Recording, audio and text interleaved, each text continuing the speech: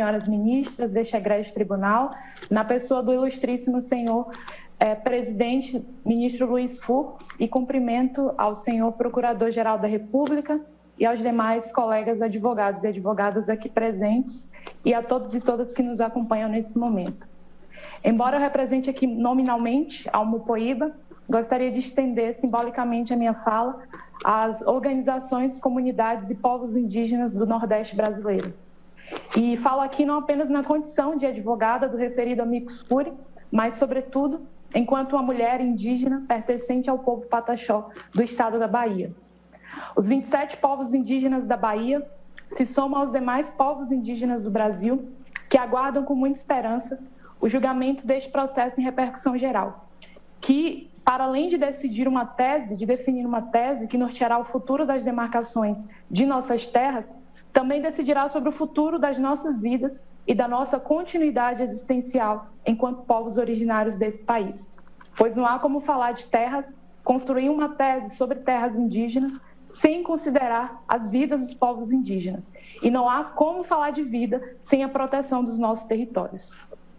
Em que pese muitos povos indígenas da Bahia e do Nordeste como um todo serem mencionados em documentos históricos como povos de primeiro contato com o colonizador, com o invasor europeu, nunca é demais lembrar que as primeiras invasões, esbulhos, roubos de nossas terras e riquezas começaram também aqui.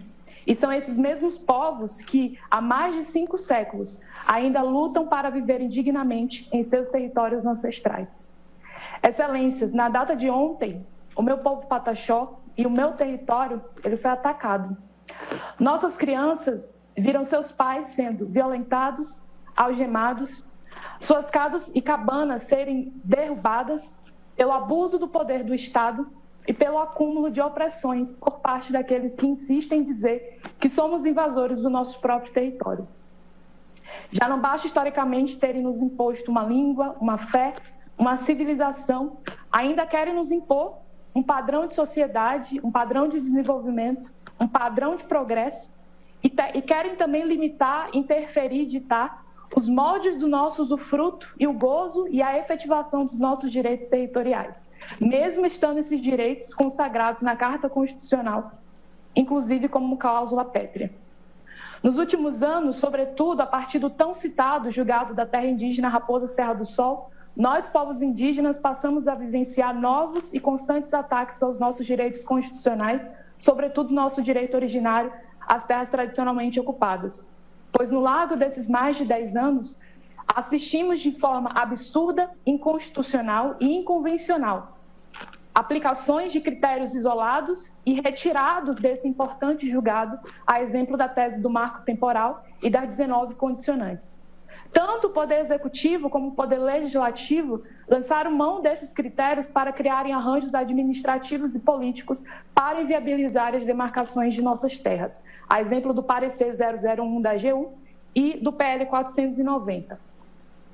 Portanto, desde o desfecho do julgamento da Ação Popular 3388 até o dia de hoje, é notório que o marco temporal ele figura como um dos principais trunfos para sobrepor interesses individuais, políticos e econômicos sobre os direitos fundamentais, coletivos e constitucionais dos povos indígenas e também da própria União. Ou seja, o marco temporal ele não goza de maneira nenhuma de natureza jurídico-constitucional, pois vai de encontro a pilares que são caros ao nosso Estado democrático de direito. Excelências, o mais gravoso de toda essa discussão é que, nitidamente, percebemos que aqueles que defendem critérios objetivos e limitadores para o reconhecimento dos nossos direitos territoriais, tanto no Legislativo quanto no Executivo, e também aqueles que trazem suas demandas perante o Judiciário com base no marco temporal, assim o fazem dolosamente.